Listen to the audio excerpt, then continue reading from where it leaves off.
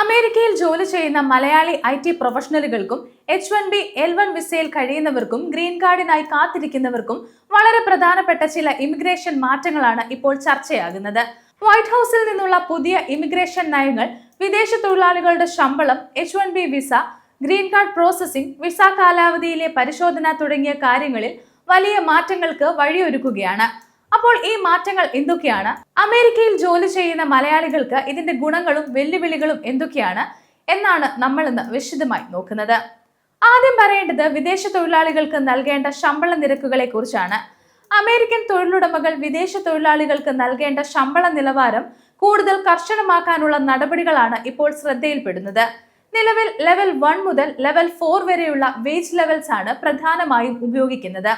ഇതിൽ മാറ്റങ്ങൾ വരുത്തിയാൽ കുറഞ്ഞ ശമ്പളത്തിൽ വിദേശ തൊഴിലാളികളെ നിയമിക്കുന്ന രീതിക്ക് നിയന്ത്രണം വരുത്താൻ സാധ്യതയുണ്ട്.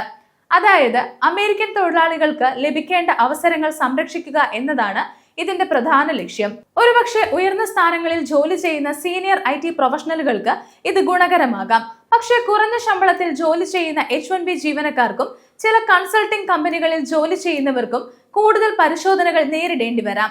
പ്രത്യേകിച്ച് H1B extension, PERM, green card processing തുടങ്ങിയ ഘട്ടങ്ങളിൽ salary, job duties, employer relationship എന്നിവ കൂടുതൽ ശ്രദ്ധയിൽപ്പെടാൻ സാധ്യതയുണ്ട്. അടുത്ത പ്രധാനപ്പെട്ട മാറ്റം STEM, AI, ക്രിട്ടിക്കൽ ടെക്നോളജി മേഖലയുമായി ബന്ധപ്പെട്ടാണ്.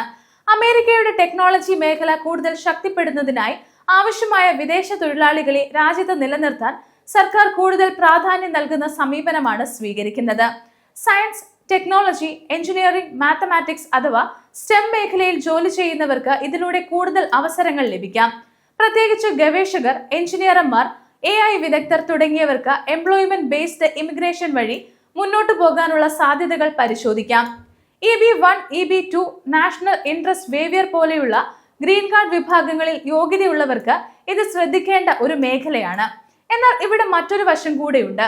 തേർഡ് പാർട്ടി ക്ലയന്റ് സൈറ്റിൽ ജോലി ചെയ്യുന്ന IT പ്രൊഫഷണലുകളുടെ അപേക്ഷകൾ കൂടുതൽ വിശദമായി പരിശോധിക്കാനുള്ള സാധ്യതയുണ്ട്. അതിനാൽ കൺസൾട്ടിംഗ് കമ്പനികളിൽ ജോലി ചെയ്യുന്നവർക്ക് client letter, project details, work location, job duties തുടങ്ങിയ രേഖകൾ കൃത്യമായി സൂക്ഷിക്കുന്നത് വളരെ പ്രധാനമാണ്. ഇനി വർഷങ്ങളായി ഗ്രീൻ കാർഡിനായി കാത്തിരിക്കുന്ന ഇന്ത്യക്കാർക്ക് ഏറെ പ്രധാനപ്പെട്ട വിഷയം ഗ്രീൻ കാർഡ് ബാക്ക്ലോഗുകൾ തന്നെയാണ്. പ്രത്യേകിച്ച് ഇന്ത്യയിൽ നിന്നുള്ള എംപ്ലോയ്മെന്റ് ബേസ്ഡ് ഗ്രീൻ കാർഡ് അപേക്ഷകൾക്ക് വർഷങ്ങളോളം കാത്തിരിക്കേണ്ടി വരുന്ന സാഹചര്യമുണ്ട്. ഇത് പരിഹരിക്കുന്നതിനായി PERM ലേബർ സർട്ടിഫിക്കേഷൻ ഉൾപ്പെടെയുള്ള ഇമിഗ്രേഷൻ നടപടികൾ കൂടുതൽ ഡിജിറ്റൽ ആക്കാനും വേഗത്തിലാക്കാനും ശ്രമങ്ങൾ നടക്കുന്നു.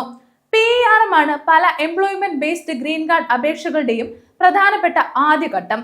ഈ പ്രോസസ് കൂടുതൽ വേഗത്തിലായാൽ ഗ്രീൻ കാർഡിനായി കാത്തിരിക്കുന്ന നിരവധി ഇന്ത്യൻ കുടുംബങ്ങൾക്ക് ഇത് വലിയ ആശ്വാസമാകും. അതേസമയം ഇന്ത്യ, ചൈന തുടങ്ങിയ രാജ്യങ്ങളിൽ നിന്നുള്ള അപേക്ഷകർ നേരിടുന്ന കൺട്രി ബേസ്ഡ് ലിമിറ്റേഷൻ മാറ്റുന്നതിന് നിയമപരമായ നടപടികൾ ആവശ്യമാണ്. അത് പെട്ടെന്ന് സംഭവിക്കുമെന്ന് കരുതരുത്. എന്നാൽ ഈ വിഷയത്തിൽ മാറ്റങ്ങൾക്കുള്ള ചർച്ചകൾ ശക്തമാകുന്നത് ഗ്രീൻ കാർഡിനായി വർഷങ്ങളായി കാത്തിരിക്കുന്നവർക്ക് പ്രതീക്ഷ നൽകുന്ന കാര്യമാണ്.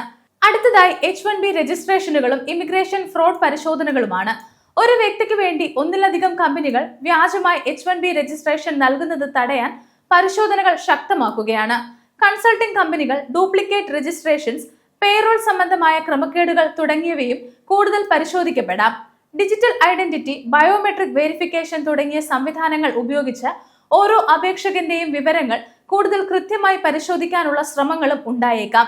ഇതിന്റെ പ്രധാന ലക്ഷ്യം ജെനുവിൻ ആപ്ലിക്കേഷൻസിന് കൂടുതൽ ഫെയർ ആയ അവസരം ഉറപ്പാക്കുക എന്നതാണ്. അതിനാൽ H1B ലോട്ടറിയിൽ പങ്കെടുക്കുന്നവർ വ്യാജമോ തെറ്റായതോ ആയ വിവരങ്ങൾ നൽകാതിരിക്കാൻ പ്രത്യേകം ശ്രദ്ധിക്കണം. ഇനി അമേരിക്കയിൽ ജോലി ചെയ്യുന്ന മലയാളികൾ ശ്രദ്ധിക്കേണ്ട 4 കാര്യങ്ങൾ നോക്കാം. ഒന്നാമതായി, നിങ്ങളുടെ ശമ്പളം പരിശോധിക്കുക. നിങ്ങളുടെ H1B ജോലിക്ക് ബാധകമായ പ്രീവെയിലിംഗ് വേജ് റിക്വയർമെന്റ്സ് എന്തൊക്കെയാണെന്ന് പരിശോധിക്കുക. ശമ്പളം നിയമപരമായ ആവശ്യകതയായി പൊരുത്തപ്പെടുന്നുണ്ടോ എന്ന് ഉറപ്പാക്കുക. അടുത്തത്, ഗ്രീൻ കാർഡ് പ്രോസസിംഗ് സ്റ്റേറ്റസ് നിരീക്ഷിക്കുകയാണ്. PERM അല്ലെങ്കിൽ I-140 ഇതിനകം ഫയൽ ചെയ്തിട്ടുണ്ടെങ്കിൽ നിങ്ങളുടെ അപേക്ഷയുടെ നിലവിലെ സ്ഥിതി കൃത്യമായി പരിശോധിക്കുക. ആവശ്യമായാൽ ഇമിഗ്രേഷൻ അറ്റോർണിയുടെ സഹായം തേടുക. എല്ലാ എംപ്ലോയ്മെന്റ് ഡോക്യുമെന്റ്സും സുരക്ഷിതമായി സൂക്ഷിക്കുക. പ്രത്യേകിച്ച് IT കൺസൾട്ടിംഗ് കമ്പനികളിൽ ജോലി ചെയ്യുന്നവർ client letters, payment details, employment agreement, pay records, work location തുടങ്ങിയ രേഖകൾ കൃത്യമായി സൂക്ഷിക്കണം. USCIS പരിശോധന വന്നാൽ ഈ രേഖകൾ വളരെ പ്രധാനപ്പെട്ടതായിരിക്കും. അടുത്തത് സ്റ്റെം മേഖലയിലുള്ളവർ സ്വന്തം ഗ്രീൻ കാർഡ് ഓപ്ഷൻ പരിശോധിക്കുകയാണ്. നിങ്ങൾ AI, എഞ്ചിനീയറിംഗ്, റിസർച്ച്, ടെക്നോളജി തുടങ്ങിയ മേഖലകളിൽ ജോലി ചെയ്യുന്നെങ്കിൽ EB1 അല്ലെങ്കിൽ EB2 നാഷണൽ ഇൻട്രസ്റ്റ് വേവിയർ പോലെയുള്ള വിഭാഗങ്ങൾക്ക് നിങ്ങൾക്ക് യോഗ്യരാണോ എന്ന് പരിശോധിക്കാം. അമേരിക്കൻ ഇമിഗ്രേഷൻ നയങ്ങൾ ഇപ്പോൾ കൂടുതൽ കർശനവും അതേസമയവും ആവശ്യമായ വിദഗ്ധ തൊഴിലാളികൾക്ക് കൂടുതൽ ടാർഗറ്റഡ് ആയതുമായ രീതിയിലേക്ക് മാറുകയാണ്. അതുകൊണ്ട് H1B, L1 വിസക്കാർ മാത്രമല്ല ഗ്രീൻ കാർഡ് അപേക്ഷകരും H4 EAD ഉള്ളവരും ഈ മാറ്റങ്ങൾ ശ്രദ്ധിക്കണം. ഏറ്റവും പുതിയ ഇമിഗ്രേഷൻ വാർത്തകളും അപ്ഡേറ്റുകളും അറിയാൻ ഗ്ലോബൽ സമയം സബ്സ്ക്രൈബ് ചെയ്യുക. ഒപ്പം നിങ്ങളുടെ അഭിപ്രായങ്ങളും സംശയങ്ങളും താഴെ കമന്റ് ബോക്സിൽ രേഖപ്പെടുത്തുക.